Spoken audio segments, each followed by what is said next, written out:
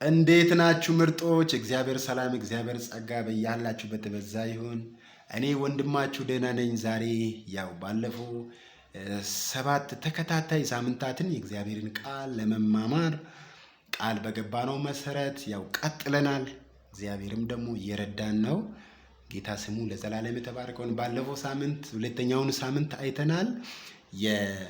የሰመርኔስ ቤተክርስቲያን ምን ትመስላለች የሚለውን ከዮሐንስ ራእይ ምዕራፍ 2 ከቁጥር 8 ጀምሮ እስከ 10 ድረስ ያለውን አይተን አልፈናል። ዛሬ ደግሞ በሶስተኛው ሳምንት ምንድነው የምናየው?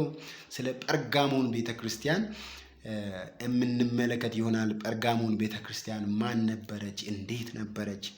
የሚሉ ነገሮችን በጋራ እንመለከታለን ማለት ነው። ዘመናችሁ የተባረከ ይሆን። ቀጥታ የእግዚአብሔርን ቃል አንብበን ያው እንቀጥላለን። ስለ ጴርጋሞን ቤተክርስቲያን ምዕራፍ 11 ጀምሮ ያለውን ክፍል እናነባለን። በጌታ በኢየሱስ ስም አነባለሁ። መንፈስ ለአብያተ ክርስቲያናት የሚናገረውን ጆሮ ያለው ይስማ። ድል የሚነሳው በሁለተኛው ሞት ከቶ አይጎዳም ይልና በጴርጋሞን ላለው ቤተክርስቲያን መልአክ እንዲህ ብለህ ጻፍ። በሁለት በኩል የተሳለ ስለታም ሰይፍ ያለው እንዲህ ይላል፣ የሰይጣን ዙፋን ባለበት እንደምትኖር አውቃለሁ። ሆኖም ስሜን አጥብቀህ ይዘሃል። ሰይጣን በሚኖርበት በእናንተ ከተማ የተገደለው ታማኙ ምስክሬ አንጢጳስ በነበረበት ዘመን እንኳን በእኔ ያለህን እምነት አልካደህም። ይሁን እንጂ የምነቅፍበት ጥቂት ነገር አለኝ። የእስራኤል ልጆች ለጣዖት የተሰዋ ምግብ እንዲበሉና እንዲሰስኑ በፊታቸው መሰናከያ ያስቀምጥ ዘንድ ባላቅን ያስተማረውን የባላምን ትምህርት የሚከተሉ አንዳንድ ሰዎች በመካከሌ አሉ። የኒቆላውያን ትምህርት የሚከተሉ ሰዎችም በአንተ ዘንድ አሉ። ስለዚህ ንስሐ ግባ፣ አለዚያ ቶሎ እመጣለሁ፣ በኤፌሶን በአፌም ሰይፍ ይዋጋችኋለሁ። መንፈስ ለአብያተ ክርስቲያናት የሚናገረውን ጆሮ ያለው ይስማ። ድል ለሚነሳው ከተሰወረው መና እሰጠዋለሁ፣ ደግሞም ከሚቀበለው ሰው በስተቀር ማንም የማያውቀውን አዲስ ስም የተጻፈበት ነጭ ድንጋይ ይሰጠዋለሁ ብሎ ምዕራፍ ቁጥር 17 ላይ ይዘጋል ማለት ነው። ስለ ጴርጋሞን ቤተክርስቲያን ነው የምናየው። ሰባቱ አብያተ ክርስቲያናት ባህሪ ምንድን ናቸው የሚለውን፣ ደካማና ብርቱ ጎን ምንድን ነው የሚለውን ነገር ያየን ነው ወገኖች። ዘመናቸው የተባረከው። እስኪ ጥቂት ነገር ስለ ጴርጋሞን ቤተክርስቲያን እንመልከት። የጴርጋሞን ቤተክርስቲያን የእስያ ዋና ከተማ የሮም ንጉሥ መቀመጫ ነበረች።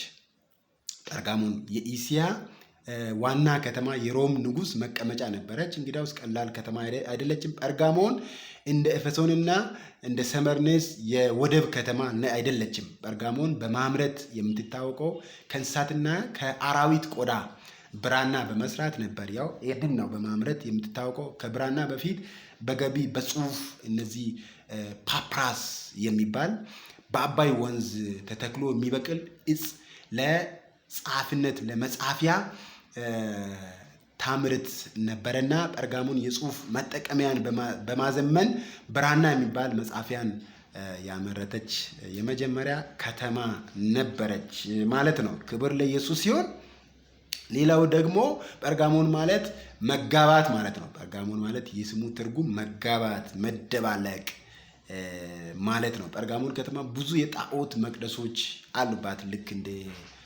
ሰመርኔስ ማለት ነው፣ እንደ ኤፌሶን ማለት ነው። ብዙ የጣዖት አምልኮ የነበረባት ከተማ ናት። ሌላው በሰይጣን ዙፋን ባለበት እንደምትኖር አውቃለሁ ብሎ እግዚአብሔር ቅድም ባነበብነው ክፍል ላይ የተናገረው ምንድን ነው? ጣዖት በሞላበት አምልኮ በበዛበት የሚለው የጌታ ንግግር ያመለከታል። በእናንተ ዘንድ የተገደለው የታመነው ምስክር የሚለው ቃል መጋቢ አንጢጳስ የሚባለው አንጢጳስ በ92 ዓመተ ምህረት አካባቢ የዮሐንስ ይሄ ክፍል ከመጽሐፉ በፊት ከ4 ዓመት በፊት 92 ይሄ መጽሐፍ ዮሐንስ ራእይ 96 ላይ ነው የተጻፈውና 96 ዓመተ ምህረት ላይ ግን አንጢጳስ የሚባለው የዛች ቤተክርስቲያን መጋቢ የነበረው የተገደለው በዚች ቤተክርስቲያን ነው። በዚች ቤተክርስቲያን ተገሏል ማለት ነው። ይሄ ሰው 92 አካባቢ ይሄ መጽሐፍ የተጻፈው 96 አካባቢ ነው። ጌታ አንጢጳስን እንደ መርሳቱ አንዱ ጉዳይ ሲሆን አንጢጳስ በሞተበት በጣም ክህደት ባለበት ለምሳሌ የሮም ንጉስ በሰዓቱ የነበረው የሮም ንጉስ ይመለክ ነበር። ሮም ማን ነው ንጉስ አምላክ ነው ብሎ ሰው ሁሉ ወጥቆ ይሰግድ ነበር እና ይህንን ነገር አላደርግም ስግደት የሚገባው ኢየሱስ ነው በማለቱ በሮም መንግስት ተጽዕኖ ስር ሆኖ አንጢጳስ የሚባል ሰው ሞቷል ማለት ነው። ያውም ጴርጋሞን ቤተክርስቲያን እንደ ኤፌሶን ጌታ የሚጠላውን የሐሰት ትምህርት በመጥላት ፈንታ ትምህርቱን የሚስፋፉትን ሰዎች በአባልነት ውስጥ አቅፋ በመያዝ ባለመቃወም የኖረች ከተማ ናት። ለምሳሌ እዚህ ጋር ቅድም ባየነው ላይ ምንድነው የሚለው የምነክፍብህ ነገር አለ ብሎ የእስራኤል ልጆች ጣዖትን ምግብ እንዲሰስኑ የተሰዋ ምግብን እንዲሰስኑ እርኩሰትን እንዲደግፉ የኒቆላውያን ትምህርት አሁንም በእነሱ መካከል ተስፋፍተው ነበር። የኒቆላውያን ትምህርት የሚባለው ጽድቅ የሚገኘው በእምነት ነው የሚል ገንዘብ ተኮር የሆነ ደግሞ ዝሙትን አሁን በእኛ ዘመን ብዙ አይነት ዝሙት ቢሰራም ችግር የለውም የሚል አይነት አስተምሮት ገንዘብ ተኮር ብልጽግና ወንጌል ብልጽግና ያስፈልጋል፣ ግን የብልጽግና ወንጌልን የብልጽግና ወንጌል ማድረግ ድህነትን እግዚአብሔር አያውቅም የሚል ድህነት የእግዚአብሔር በጎ ፈቃድ አይደለም የሚል አይነት አስተምሮት ማለት ነው። እንዲህ አይነት አስተምሮትን አቅፋ ነበር፣ ቸል ብላ ነበር እና ይህንን አወግዟል። በዚች ቤተክርስቲያን ላይ ጌታ ኢየሱስ ክርስቶስ ይሄ ልክ አይደለም ብሎ እንዳወገዘ በዚህ ቦታ ላይ የምንመለከት ይሆናል ማለት ነው። የቤተክርስቲያን አባል ከሆኑ ቤተክርስቲያን አመቻማች ለዘብተኛ የሆኑ ሰዎች እንደነበሩበት የታሪክ ዳራው ይናገራል ማለት የቃሉን እውነት አስተምሮን የሚጣረስ የትኛውም ልምምድ ማወገዝ የቤተ ክርስቲያኒቱ ለምሳሌ ብልጽግና ወንጌል ለምሳሌ ቅድስናን ማይደግፍ እግዚአብሔር ቅዱስ እኔ አምላካችሁ እግዚአብሔር ቅዱስ ነኝና እናንተም በኑሯችሁ ሁሉ ቅዱሳን ሁኑ የሚለውን አስተምሮት ወደ ጎን መጣል። ብልጽግና ላይ ዝሙት ቢሰራም ችግር የለውም የዳነችው ነፍስ ናት፣ ከስጋ ጋር ስጋ ቢጨማለቅ ኃጢአት ቢሰራ ችግር የለውም የሚል አይነት አስተምሮትን ቤተክርስቲያኒቱ ቸል ብላ ነበር ማለት ነው። የትኛው ቤተክርስቲያን? ጴርጋሞን ቤተክርስቲያን ማለት ነው። ክብር ለኢየሱስ ይሁን። ስለዚህ ይህንን ጌታ ኢየሱስ ክርስቶስ ምንድነው ያደረገው? ንስሐ ግቢ ቤተክርስቲያኒቱ ውስጥ እዛ የነበረው ይሄ ኒቆላውያን ትምህርት ቤተክርስቲያን ውስጥ ይሄ ኖስቲዝም የሚባለው ኖስቲካውያን አስተምሮት